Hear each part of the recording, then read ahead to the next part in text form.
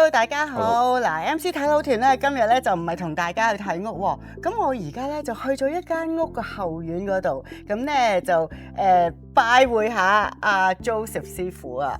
咁咧 Joseph 而家喺個後院嗰度，咁我想問下 Joseph 啦，你喺度做緊乜嘢啊？其實我而家幫個客人係會起個 deck 嘅，係木台嚇。我哋住喺多倫多啦，好多時候咧啲無論係 detached home 啦或者 townhouse 啦，喺個 backyard 嗰度都好多時都會起 deck 㗎。咁起 deck 有啲乜嘢要留意嘅咧？不如咁啊，我哋行埋啲嚟睇下。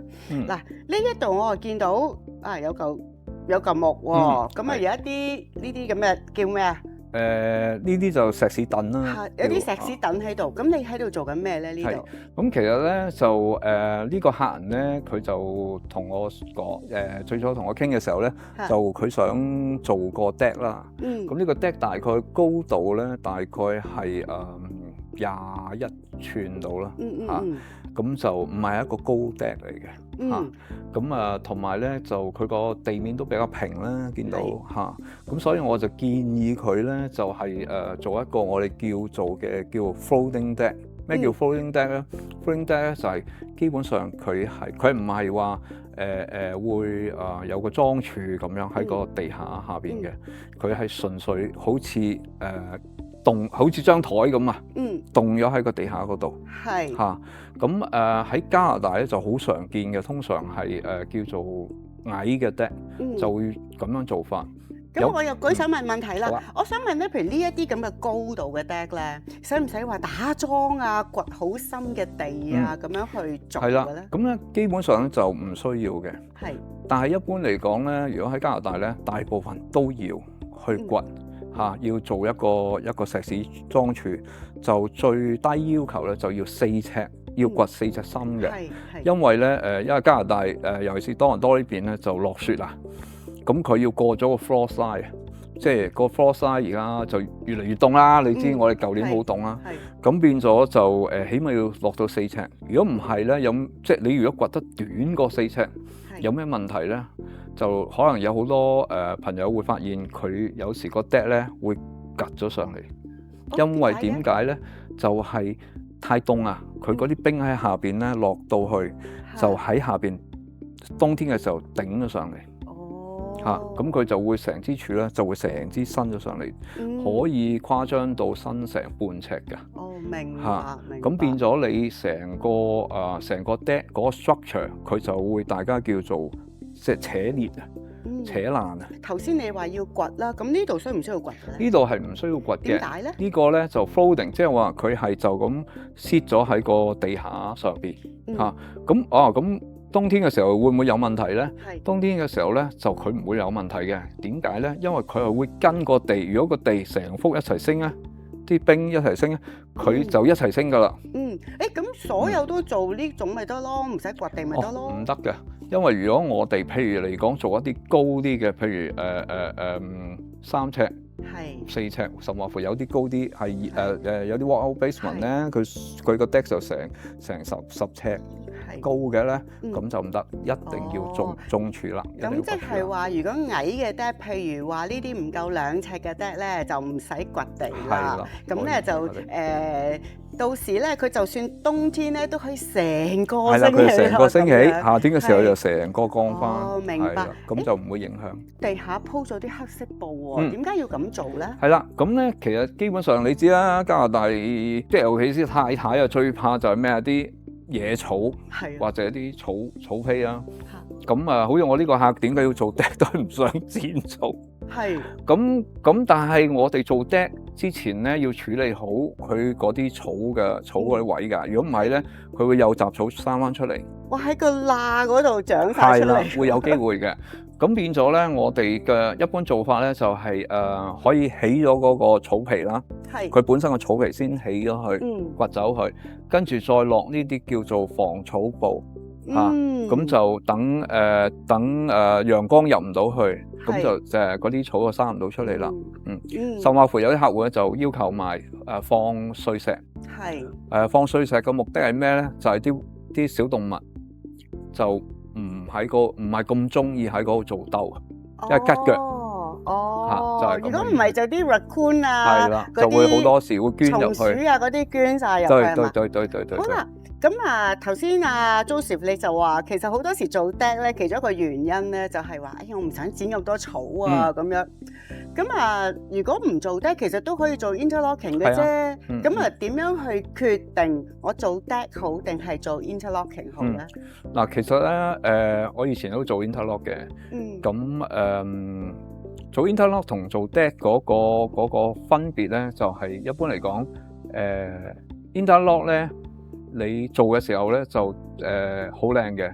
係嚇，咁但係可能過咗大概2-3年，有機會啲石咧係會喐啊，或者唔平啊，跟住會有草生出嚟嘅，有機會。咁唔緊要嘅，去揾翻人幫你maintain翻佢，處理翻佢就 OK 嘅。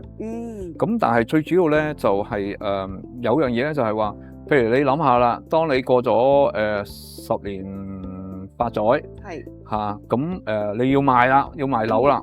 咁啊，有人嚟睇呢間屋，見到有 interlock，咁一般嚟講，好多人都唔會當 interlock 咧係一個叫附加，即係加值落去你間屋度嘅，即係佢覺得係等於你鋪條路咁樣咯。咁但係 deck 咧就好得意嘅 deck 咧，因為佢可能係真係一嚿嘢啦，升起咗啦，好感，即係視覺上咧好感覺到佢存在。係啦，佢就會覺得呢個係好似係一個物件，一個有價值嘅嘢。不過個問題在於咧，就係話，如果你嗰個 deck 係用純木嘅，10幾年可能已經污糟邋遢或者好殘啊，甩皮甩骨咧，咁就係負價值嘅，即係貶值嘅，將佢會貶值嘅。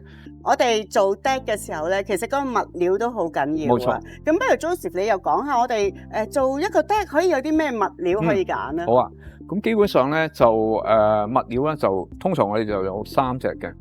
第一隻就最普遍噶啦，就係木，鋪翻木板。咁而嗰啲木板我哋叫 pressure treated wood 咁就係佢做過一層防水嘅 coating 嘅，OK。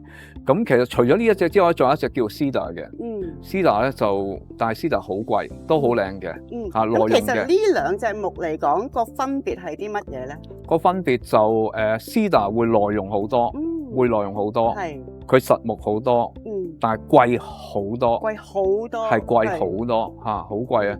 咁即係等於紅木咁樣嚇。咁而另外一個 option 咧就係叫 composite，好多人而家都好流行噶啦。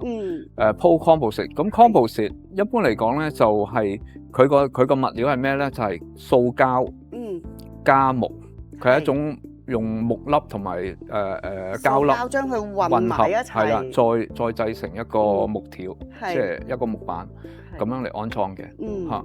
咁而第三個 option 咧就係PVC 即係純膠啦，純膠啦，就連木粒都冇嘅，就係呢一種啦。咦？由於時間關係，已經準備咗一塊 PVC 出嚟啦。係啦。咁佢係即係佢嗰個模式咧，就木紋嘅，佢有好多，當然有好多種顏色嘅，好多種配搭。咁樣咯，呢個係其中一個顏色。係啦，咁呢一度咧，點解會一粒粒嘅咧？其實咧就呢一度咧，佢呢個係純膠嚟嘅，純膠嚟嘅。咁但係如果係 composite 咧，你係用 composite，你會見到呢度咧係會有一啲木粒嘅，木粒喺度嘅。係因為佢本身係木粒同塑膠去 mix 㗎嘛。呢3種物料嘅價錢分別大唔大咧？都大嘅，都大嘅。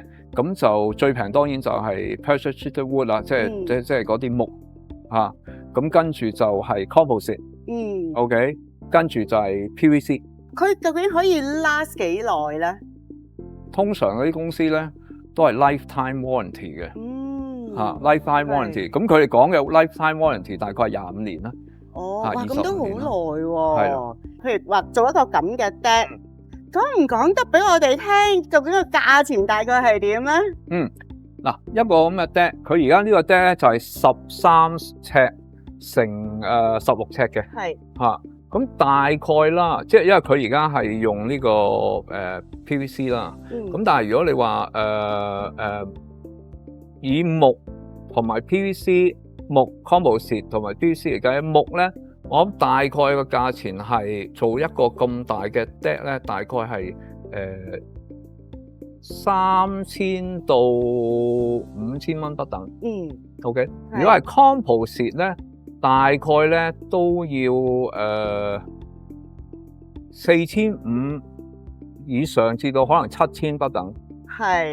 如果 PVC 咧，就更高啦，可能講緊係6000至到10000。做一個咁嘅 deck 咧，需要大概幾耐嘅時間咧？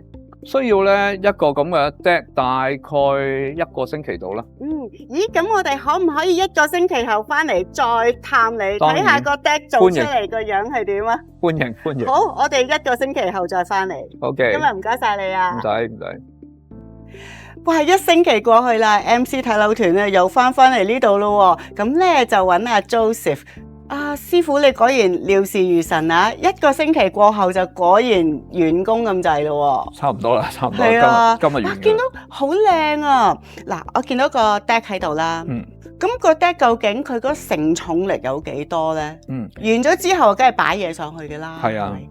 咁基本上咧，呢啲係即係大笨象都承受得到嘅。咁犀利。咁因為你見到呢個 deck 啦，都比較大啦，咁個客咧其實就想喺呢度就係即係同啲家人啊、朋友啊開 party 啊、燒嘢食啊、好多活動啊咁樣咯。咁客人係一個外國人嚟嘅，咁佢最中意 barbecue 啦，係啦 barbecue 啦，咁同埋就係佢會遲啲會整個 gazebo 喺度啦，咁啊擺 sofa 啊、台啊咁樣咯。咦，咁加埋真係唔都有輕啲重量嘅。係，咁我想問咧，嗱我見到呢啲膠咧。PVC 啦，就好長啦。係。咁你話佢可以承載咁重嘅嘢咧，咁你個底係咪要好多嘢去 support 住佢咧？即係已經有好多個柱喺度 support 住佢㗎。咁全部都係按翻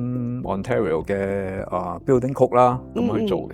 係。咁已經係比 building code更加能夠承受嗰個重量噶啦。驚唔驚 raccoon 會走入去整翻一家幾口入去咁啊？基本上咧，我有好多客，即係以前係木嘅，都有咁嘅問題嘅，都有 raccoon 可以爬到入去嘅。咁如果我所以咧 that's why 我哋係你見到呢個 deck 其實都幾高嘅。係。咁變咗咧就如果佢爬咗入去咧，佢係一個好寬敞嘅空間啦。咁所以我哋係一定即係。係可以住一條村啊！係啊，真係可以住成條村。所以咧就我哋係封晒佢嘅，將側邊完全係封晒佢，咁變咗係入唔到去。咁你用啲咩封啊？就係用翻呢啲板。之後使唔使每年翻嚟揾你洗下、抹下、打蠟啊、做 maintenance 啊咁樣啊？嗱，基本上咧，其實就呢個就係做 PVC deck 嘅好處啦，就基本上就冇乜需要去保養或者維護嘅，你其實就只需要攞嗰個即係花灑，即係嗰個淋水嗰個肥下去，洗下去，沖下去，咁就 OK 嘅，即係完全唔需要話好似 interlock 咁，可能要去有草啊，有乜嘢要去游翻去啊咁樣，呢個係完全唔需要。呢個真係超級方便啊！所以即係我哋咧有陣時要諗翻我哋做一個 deck 嘅時候咧，嗰個物料嘅選擇啦，要做幾大啦，同埋師傅嘅選擇啦，佢俾到幾多嘅資訊啊 advice 俾你啊咁樣，都每一樣嘢都好緊要喎。係啊，咁啊，師傅仲爭幾多做埋啊？而家就係封埋條邊咧，咁就完成噶啦。好，咁唔阻你先。好，Thank you。